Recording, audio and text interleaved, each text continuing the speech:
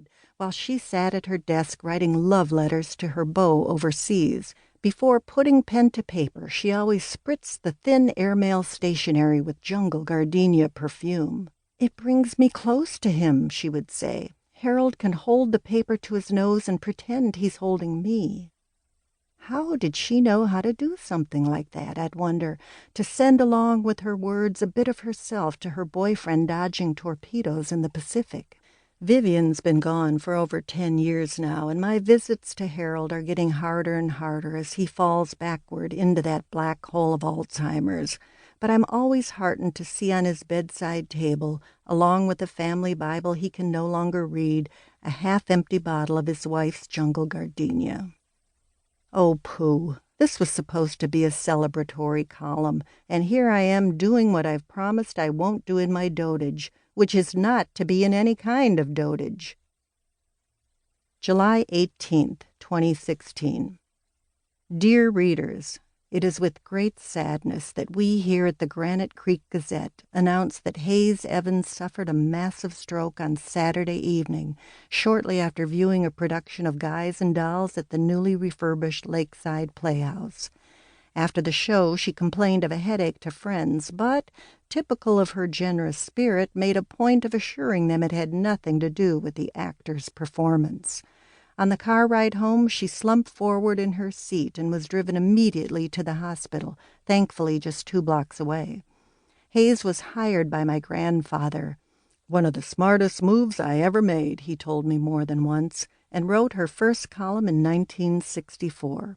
I can't count how many people have told me her columns are their favorite part of the Gazette, or how they consider her a trusted friend.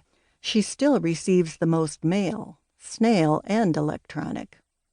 Haze has done much for our community, and it is our fervent hope that she will soon recuperate and continue to do more.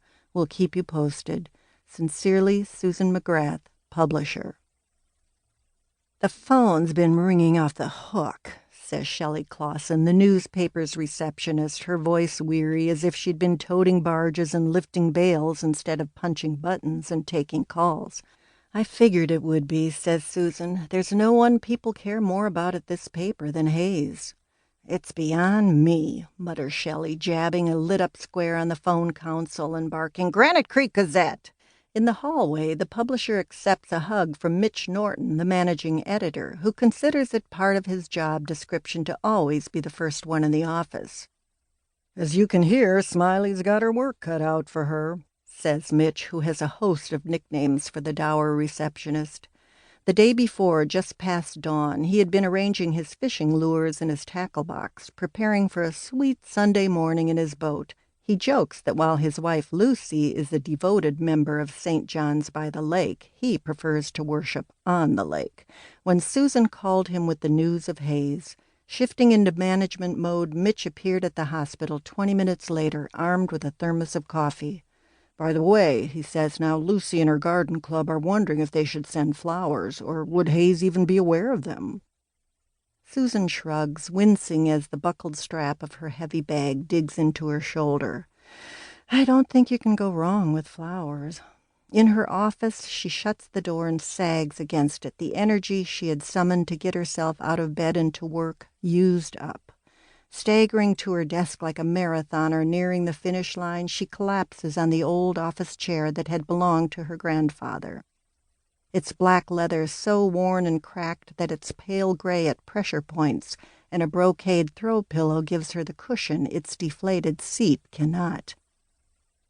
It's been a long weekend of snarly telephone conversations with a husband whose title may soon include X, of sullen texts from one teenage son and an email request for money from the other, with a hospital vigil and conferences with doctors, with the shock that she might lose not just the newspaper's institution, but her dear friend Haze. Even though it's squeaky, the chair is made so well that it still tilts back easily, and Susan rests her head in the basket of her entwined fingers and perches her crossed ankles on the desktop. Her assistant, Caroline, once rightly noted that few women are able to relax in that classic executive pose, mainly because too few women are executives. The position, however, is not helping to generate any deep thinking. Her thoughts are like